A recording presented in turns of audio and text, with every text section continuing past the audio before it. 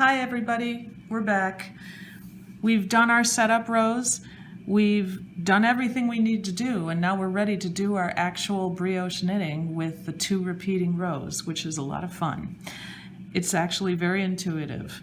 So you'll see here that I've got my yellow yarn on the right side and my blue yarn on the left side. This means to me that I am going to be doing a bark round with the lighter color. Okay, I've already done my setup round for the yellow and I've done my setup round for the blue. I'm ready to go into the bark round for my yellow. And as before, we left our blue yarn in the front, which is the right thing to do.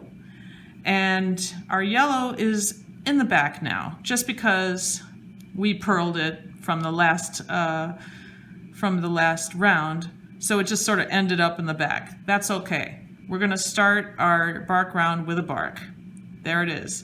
You're going to brioche knit 2 together, right? Because you've got this yarn over plus the single yellow stitch. So go ahead and knit those 2 together. And your yarn is starting out in the back. That's okay. Now you're going to bring it to the front and slip the single stitch, okay? And then you're going to knit with the yarn in front.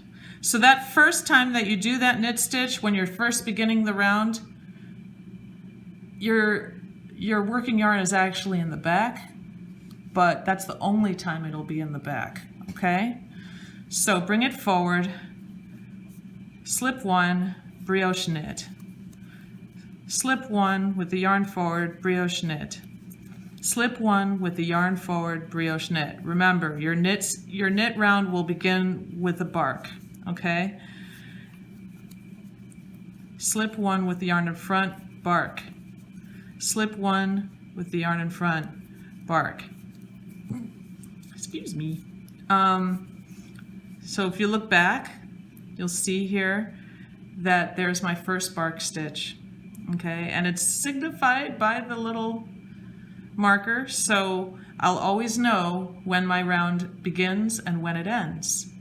Bark, yarn over, bark, slip 1 yarn over. You can kind of see it, how it comes together.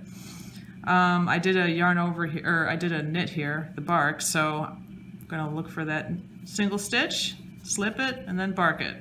Now sometimes your single stitches will get hidden underneath your bark stitches, and you just have to kind of mess with it with your finger, and then it'll just sort of pop out. Okay, so slip 1 with the yarn in front, and oops, slip 1 with the yarn in front, bark. Knit with the yarn forward, right? Slip, bark, slip, bark, and just keep on going until you get to the end of your round, or stop a few stitches before you finish the round, because there's something special you have to do to make sure that everything works properly. Like I said in the very beginning of all this, the transition rounds were the hardest part for me. They are what was the biggest stumbling block in terms of learning how to do 2-color brioche in the round. Once you get past those transitions, you've got it made in the shade.